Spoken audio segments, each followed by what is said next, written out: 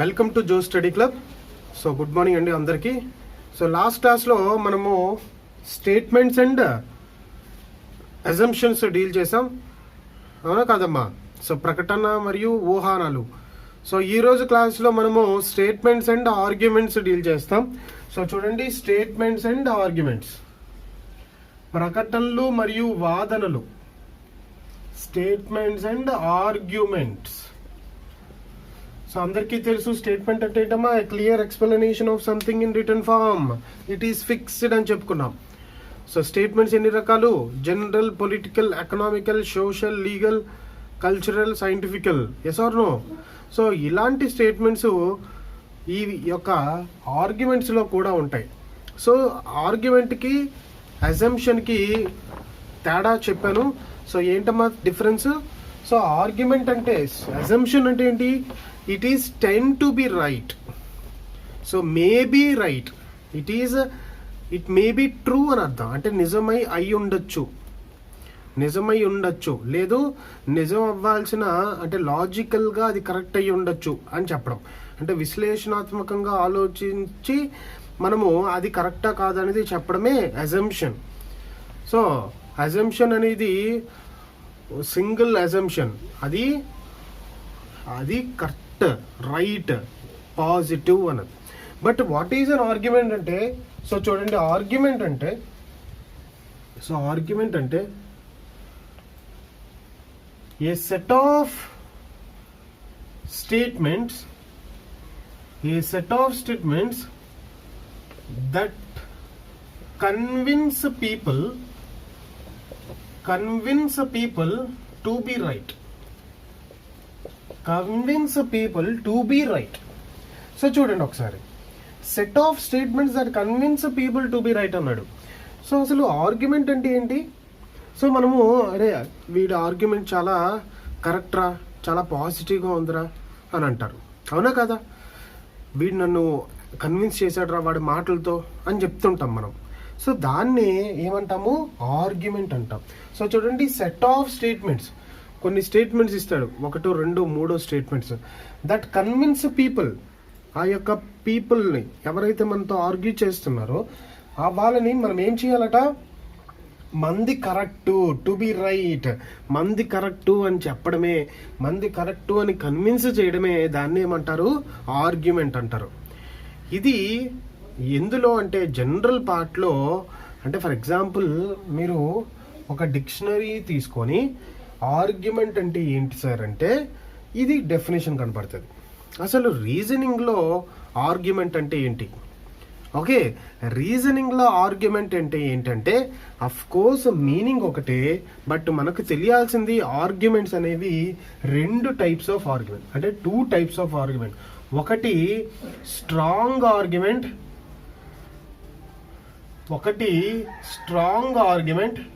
రెండు week argument.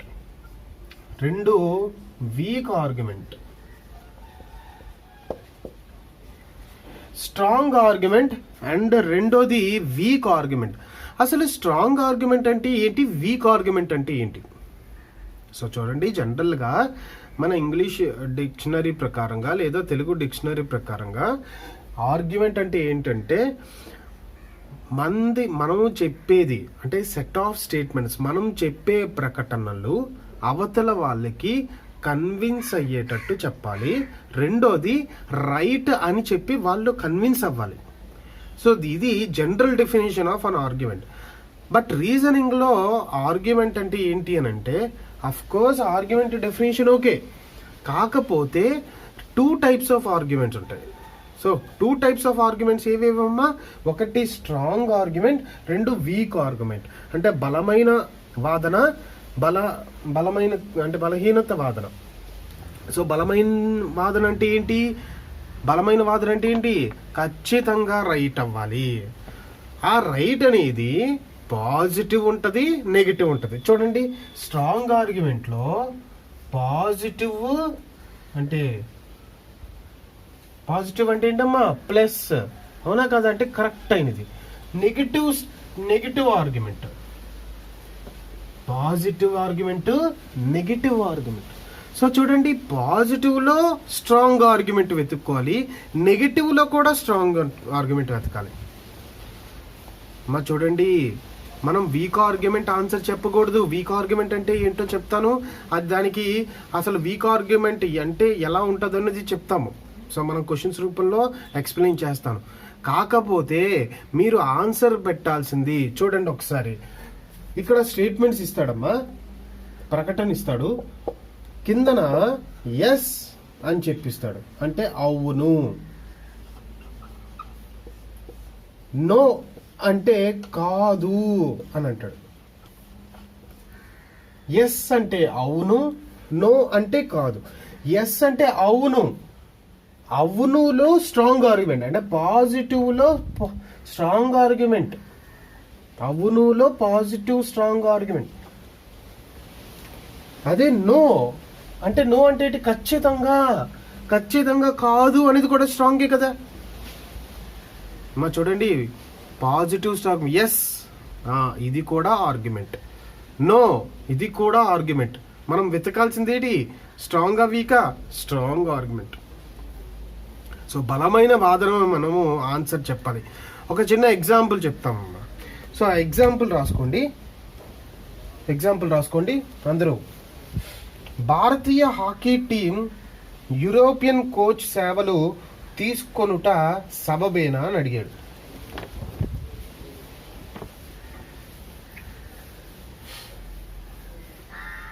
So మనము అవునులో స్ట్రాంగే తీసుకోవాలి, కాదు అనే దాంట్లో కూడా స్ట్రాంగే తీసుకోవాలి.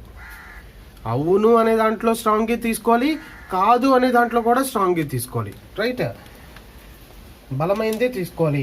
ఆర్గ్యుమెంట్ అనేవి ఎన్ని టైప్స్ అమ్మా? Strong argument, week argument. కానీ మనం ఆన్సర్ చెప్పాల్సింది స్ట్రాంగ్ ఆర్గ్యుమెంటే. సో అవును, ఎస్ అనే పాజిటివ్లోని స్ట్రాంగ్ ఆర్గ్యుమెంటే తీసుకోవాలి, నో అనే నెగిటివ్ ఆర్గ్యుమెంట్లో కూడా మనం తీసుకోవాల్సింది strong argument. Clear? Right. So చూడండి అమ్మా, భారతీయ హాకీ టీం యూరోపియన్ కోచ్ సేవలు తీసుకొనుట సబబేనా అని అడిగాడు. ఓకే, అవును, ఆసియా ఖండంలో హాకీ చావు బ్రతుకుల మధ్య ఉందంట. అవును, ఆసియా ఖండంలో హాకీ చావు బ్రతుకుల మధ్య ఉంది. అయితే ఇచ్చిన ఆప్షన్స్ ఎలా ఇవ్వాలి అని అంటే చూడండి ఒకసారి. సో ఆప్షన్స్, ప్రశ్నలో భాగంగా ఇవ్వబడిన ప్రకటన సరైన వాదనకు ఎన్నుకొనము. కేవలం ఒక వాదనే, ఓన్లీ వన్ అయితే వన్నే పెట్టండి అమ్మా. సెకండ్ అయితే ఓన్లీ టూ అయితే సెకండ్ టూ పెట్టండి అమ్మా. 1 and 2 రైట్ అయితే 3 పెట్టండి. 1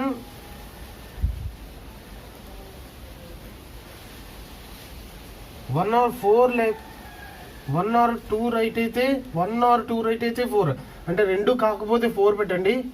5th వన్ ఏంటంటే ఐదర్ ఆర్, ఒకటి కానీ రెండు కానీ. సో చూడండి వాడు ఏమన్నాడు, భారతీయ హాకీ టీం యూరోపియన్ కోచ్ సేవలు తీసుకున్నట్టు సబబైన అని అడిగాడు. అవును, ఆసియా ఖండంలో హాకీ చావు బ్రతుకుల మధ్య ఉంది. ఆసియా ఖండంలో హాకీ చావు బ్రతుకుల మధ్య ఉందంట. Okay, not a problem. కొన్ని చావు బ్రతుకుల మధ్య ఉందండి, కొన్ని అనుకుందాం. అసలు యాక్చువల్గా హాకీ మన ఆసియా ఖండంలో అంటే సో మన ఇండియా, చైనా ఇలాంటి దేశాల్లో సో హాకీ కొన్ని చావు బ్రతుకుల మధ్యలో ఉంది, పోని పక్కన పెట్టండి. అంత మాత్రం చావు బ్రతుకుల్లో ఉందన్నంత మాత్రాన యూరోపియన్ కోచ్ని పెట్టేసినంత మాత్రాన అయిపోతుందా?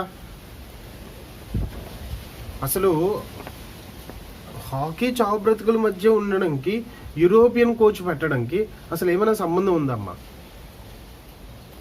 Yes or no? అది వాదన, మీకే తెలుస్తుంది ఇర్రెలవెంట్ స్టేట్మెంట్ అని. Yes or no? Next. So ఫస్ట్ది కాదు, సెకండ్ది కాదు. చూడండి, భారతీయ హాకీ టీమ్ యూరోపియన్ కోచ్ సేవలు తీసుకున్నట్టు సబబేనా అనే దానికి అవును అని చెప్పి హాకీ టీం, ఆసియా ఖండంలో హాకీ టీం చావు బ్రతుకుల మధ్య ఉందంటే దట్ ఇస్ ఇర్రిలవెంట్ ప్రకటన, ఐ మీన్ ఆర్గ్యుమెంట్. కాకపోతే కాదు, అలా చేస్తే యూరోపియన్లు భారతీయ హాకీ నైపుణ్యాలను నేర్చుకుంటారంట. అలా చేస్తే యూరోపియన్లు భారతీయ హాకీ నైపుణ్యాలను నేర్చుకునుట. చిచి, అసలు స్టేట్మెంట్ ఏమన్నాడు? యూరోపియన్ కోచ్ యూరోపియన్ కోచ్గా మన యొక్క హాకీ టీం తీసుకుంటుందని అన్నారు. ఇదేమో రివర్స్లో ఉంది. ఏంటట? యూరోపియన్లు భారతీయ టెక్నిక్స్ నేర్చుకుంటారంట. So it is rubbish one. So answer ఏంటండి? 1 కాదు 2 కాదు. ఓకే, నెక్స్ట్ క్వశ్చన్ అండి. నెక్స్ట్ క్వశ్చన్, దేశంలో విద్యా విధానాన్ని మార్చాలా? ఓకేమ్మా, స్టేట్మెంట్ రాసుకోండి. దేశంలో విద్యా విధానాన్ని మార్చాలా? ఆర్గ్యుమెంట్: అవును, విశ్వవ్యాప్తంగా విజ్ఞాన వ్యాప్తిలో పెరుగుదల సంభవిస్తుంది గనుక. నెక్స్ట్, కాదు, అది కాలము పరీక్షా విధానంపై ఆధారపడి ఉంటుంది. సో నాకు తెలిసి చూడండి ఒకసారి, ఏమన్నాడు? అవును, విశ్వవ్యాప్తంగా విజ్ఞాన వ్యాప్తిలో పెరుగుదల సంభవిస్తుంది. సో దేశంలో అనేసరికి విశ్వంకు ఎందుకు వచ్చిందమ్మా ఇక్కడ? వాడు ఏమన్నాడు? దేశం, world. Okay, not a problem. దేశం అంటే ఏంటండి? సో ఇండియా, అమెరికా, యుఎస్, ఇవి దేశాలు, ఆయా దేశాలు. మొత్తం విశ్వం అంటే అర్థం ఏంటి? వరల్డ్. ఇవన్నీ కలిపితే వరల్డ్, విశ్వం. వాడు ఏమన్నాడంటే దేశంలో విద్యా విధానాన్ని మార్చాలా అని అడుగుతున్నాడు. అవును, విశ్వవ్యాప్తంగా విజ్ఞాన వ్యాప్తిలో పెరుగుదల సంభవిస్తుంది కనుక. సో అసలు విశ్వంలో పెరుగుతుంది కాబట్టి దేశంలో పెంచాలనేది అసలు ఆర్గ్యుమెంటే కాదు. అంటే అది ఒక అజంప్షన్ తప్ప, ఊహానం తప్ప ఆర్గ్యుమెంట్ కాదు. సో ఆర్గ్యుమెంట్ అంటే కాన్సెప్ట్ అర్థమైందమ్మా? ఆర్గ్యుమెంట్ అంటే ఏంటి? వాదన. ఆ వాదన అనేది స్ట్రాంగ్గా ఉండాలి. ఎస్ అని చెప్పి స్ట్రాంగ్గా ఉండాలి, నో అని చెప్పి కూడా స్ట్రాంగ్గానే ఉండాలి. కాదు, అది కాలము పరీక్షా విధానంపై ఆధారపడి ఉంటుంది. సో కాలము పరీక్షా విధానాలపై యొక్క విద్యా విధానాన్ని మార్చడం అనేది జరగదు. ఓకేనండి? సో అది అందరికీ తెలిసిందే. సో దాని గురించి అంత ఎక్స్ప్లెనేషన్ ఇవ్వాల్సిన అవసరం లేదు. సో కాలము పరీక్షా విధానముతో కంపేర్ చేసి మనం విద్యా విధానాలని మార్చకూడదు. సో దానికంటూ ఒక ప్రొసీజర్ ఉంది. ఆ ప్రొసీజర్ ప్రకారంగా ఫాలో అవుతారు. ఓకేనండి? నెక్స్ట్, సో చేంజింగ్ ట్రెండ్స్ ప్రకారంగా మనము విద్యా విధానాన్ని, ఎడ్యుకేషన్ సిస్టమ్ని మారుస్తాం. Right, next. సో చూడండి,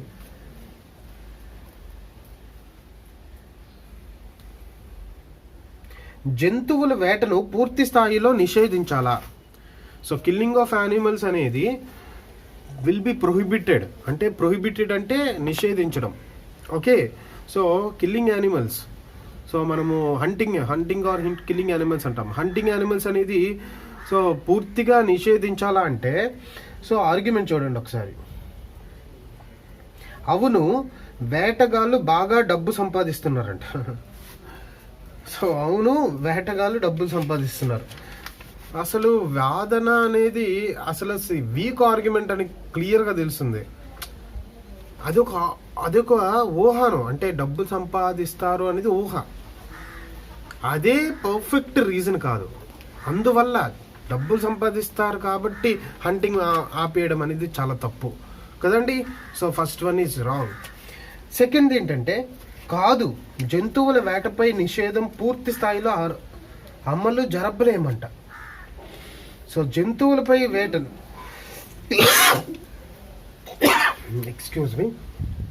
జంతువులపై వేటను పూర్తి స్థాయిలో అమలు జరపలేము. సో అది అసలు అమలు జరపడమా పక్కన పెట్టండి. అసలు అమలు జరపలేమని ఎలా చెప్పగలుగుతాం? అవునా కదమ్మా? డెఫినెట్గా ఒకటి అనుకుంటే మనం చేయగలుగుతాం. అది అసలు వాదనే కాదు. ఎందుకు వాదన కాదు? పూర్తి స్థాయిలో అమలు జరపలేమనేది అసలు ఏముండదు. చెయ్యాలనుకుంటే చేస్తాం. అవునా కదా? సో వాదన అనేది పర్ఫెక్ట్గా ఉండాలి. It is related to the statement. అంటే మీకే తెలిసిపోతుంది అక్కడ పూర్తి స్థాయిలో అమలు జరపలేము. ఏంటి ఎందుకు అమలు జరపలేము అని అనుకోండి మీరే. సో డెఫినెట్గా అది తెలిసిపోతుంది, రైట్?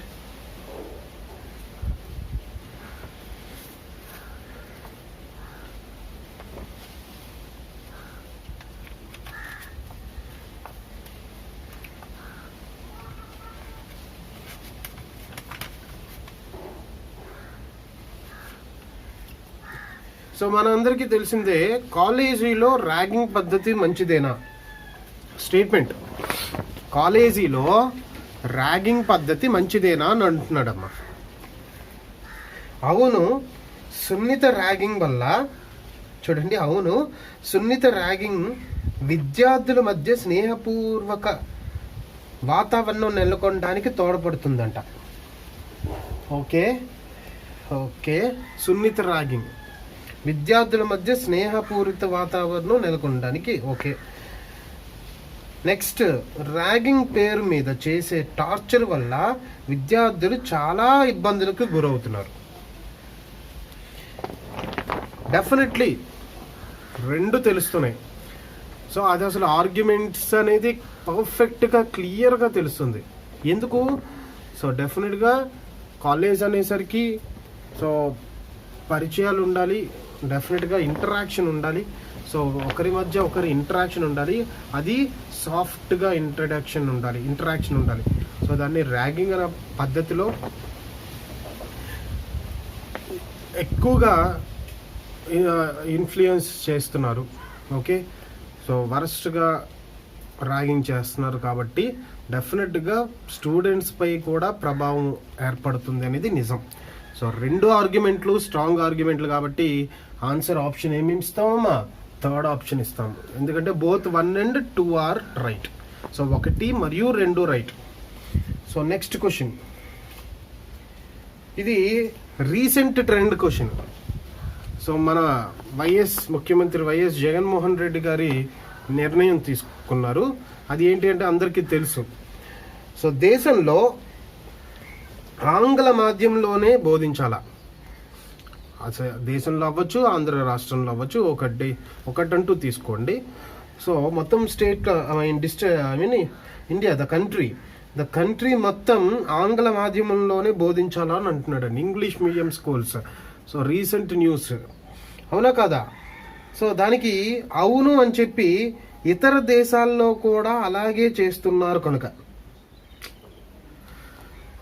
అస్సలు కాదు, మనకే తెలిసిపోతుంది. ఇతర దేశాల్లో చేయడం వల్ల ఇక్కడ చేస్తున్నారండి, ఇక్కడ చెయ్యాలి అనేది అసలు ఆర్గ్యుమెంట్ కాదు. మనకి మంచి జరుగుతుంది అనేది ఇంపార్టెంట్.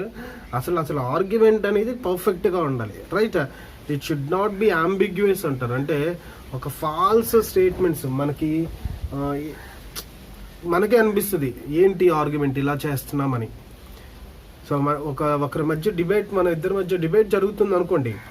సో మీరు ఇర్రెలవెంట్ టాపిక్స్ మీరు మాట్లాడితే డెఫినెట్గా నా యొక్క ఎక్స్ప్రెషన్ బట్టి మీరు అనుకోవచ్చు. ఏమనుకోవచ్చు? ఏంటి సార్ ఇర్రెలవెంట్ టాపిక్గా మాట్లాడుతున్నారని. ఒకవేళ మీ ఫ్రెండ్స్ అనుకోవచ్చు, ఏంటి ఇతను ఇలా అనుకుంటున్నారు అంటే అసలు ఆర్గ్యుమెంట్ అనేది పర్ఫెక్ట్గా లేదు అని చెప్పడం. అవునా కాదా? ఇక్కడ క్లియర్గా చెప్తున్నారు. ఏంటని చెప్తున్నారు? దేశంలో మొత్తం ఎడ్యుకేషన్ సిస్టమ్ అంతా ఆంగ్ల భాషలోనే చెప్పాలి అని, ఇంగ్లీష్ లాంగ్వేజ్లోనే చెప్పాలి క్లాసెస్ అని. ఎందుకు అంట ఆర్గ్యుమెంట్?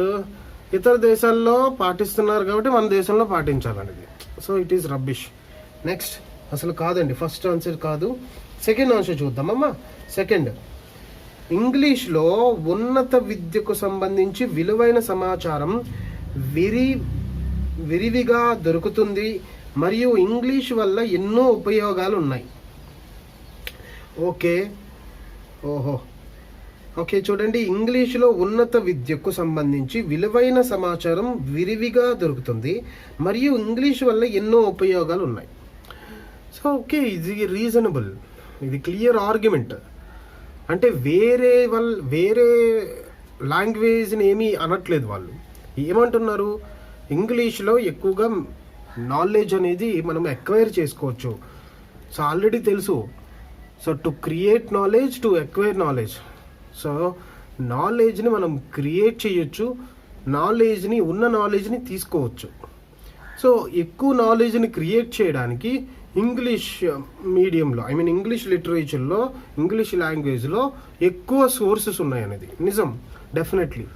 రెండోది ఏమన్నాడు, ఇంగ్లీష్ వల్ల ఎన్నో ఉపయోగాలు ఉన్నాయి. So it is international truth. Of course it is an international language. So అది మనం ఒప్పుకోక తప్పదు.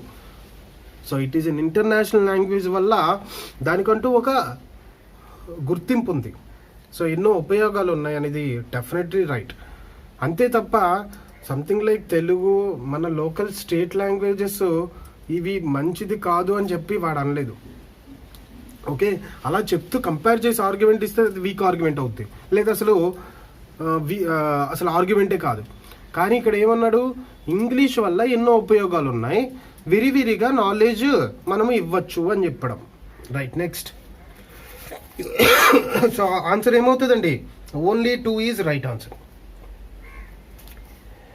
సో చూడండి, మనందరికీ వచ్చే quality questions. Political recent trend. So Narendra Modi prime minister ji so చాలా బాగా తీసుకున్నారు కదమ్మా డెసిషన్. సో కాశ్మీర్ విషయంలో ఆర్టికల్ సో మీకు తెలుస్తుంది, రైట్? Article 371, right, 371. సో కాశ్మీర్ని పాకిస్తాన్కి ఇచ్చేయాలా? కాదు, కాశ్మీర్ ఒక అందమైన రాష్ట్రం, అది ఎక్కువ విదేశీ మారక ద్రవ్యాన్ని ఆర్జిస్తుంది అంట. ఓకే చూడండి, మీరే ఆన్సర్ ఇవ్వాలమ్మా ఈ క్వశ్చన్కి, రైట్? సో కాశ్మీర్ని పాకిస్తాన్కి ఇచ్చేయాలా? సో మీ యొక్క ఆర్గ్యుమెంట్ ఏంటో అది నాకు తెలీదు, బట్ వాడిచ్చిన ఆర్గ్యుమెంట్ ఏంటంటే కాదు, ఇవ్వకూడదంట. ఎందుకు ఇవ్వకూడదంట? కాశ్మీర్ ఒక అందమైన రాష్ట్రం, ఓకే, సో నో ప్రాబ్లం, అది ఎక్కువ విదేశీ మారక ద్రవ్యాన్ని ఆర్జిస్తుంది. Okay, next. అవును, తద్వారా సంఘర్షణలు పోతాయి. ఏమంటారు? కాదు, కాశ్మీర్ ఒక అందమైన రాష్ట్రం, అది ఎక్కువ విదేశీ మారక ద్రవ్యాన్ని ఆర్జిస్తుంది అని అంటున్నాడమ్మా. Yes or no? Definitely yes. ఇచ్చేయాలా? ఇవ్వాలండి? పాకిస్తాన్కి ఇచ్చేద్దామా కాశ్మీర్ని? సో ఇవ్వకూడదు. ఎందుకో? It is a beautiful state. So Kashmir అనేది బ్యూటిఫుల్ స్టేట్, డెఫినెట్లీ. సో విదేశీ మారక ద్రవ్యాన్ని ఆర్జిస్తుంది అన్నారు క్లియర్గా, అది మనకి యూనివర్సల్ ట్రూత్ అది. Okay, so as a tourism, as an economical, as a financial, as a political, definitely Kashmir గురించి అందరూ మన ఇండియన్స్ మాత్రం బాగా వెయిట్ చేస్తున్నాం, రైటా? సో సెకండ్ది ఏంటంటే, అవును, తద్వారా సంఘర్షణలు పోతాయంట. సో కాశ్మీర్ ఇచ్చేసినంత మాత్రాన సంఘర్షణలు పోతాయి అనేది అది ఊహ తప్ప ఆర్గ్యుమెంట్ అవ్వదు. సంఘర్షణలు పోవడానికి కాశ్మీర్ ఇచ్చేయడానికి అసలు రీజన్ లేదు. Yes or no? So Kashmir ఇచ్చేసినంత మాత్రాన సంఘర్షణలు పోతాయి అనేది అసలు నిజంగా చెప్పాలంటే అసలు ఈ స్టేట్మెంట్ అనేది పర్ఫెక్ట్లీ రాంగ్ అని చెప్పాలి. But okay, it is an illusion statement. So చాలా రివర్స్ పొలిటికల్ స్టేట్మెంట్ కదా.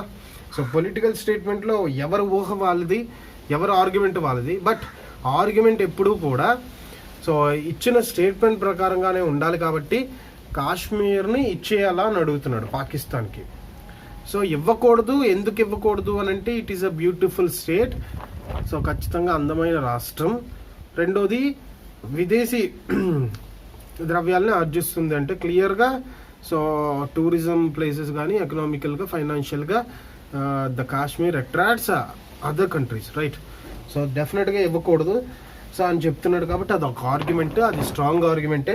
బట్ వీక్ ఆర్గ్యుమెంట్ ఏంటంటే అవును తద్వారా సంఘర్షణలు పోతాయి, డెఫినెట్లీ సంఘర్షణలు పోతాయి కాదనట్లేదు. కాకపోతే పర్ఫెక్ట్లీ ఆర్గ్యుమెంట్ స్ట్రాంగ్ ఆర్గ్యుమెంట్ అని చెప్పలేం, పర్ఫెక్ట్లీ స్ట్రాంగ్ ఆర్గ్యుమెంట్ అని చెప్పలేం. Okay right. నెక్స్ట్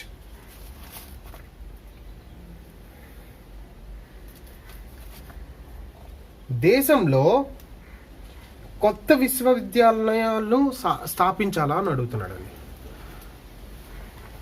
సో మన కంట్రీలో న్యూ యూనివర్సిటీస్ని ఎస్టాబ్లిష్ చేయాలని అడుగుతున్నాడు.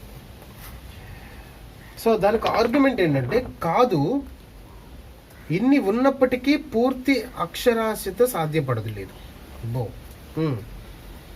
కాదు, దేశ నిరుద్యోగ సమస్య ఉన్నత విద్యను చదివిన వారితో ఎదుర్కోవాలి.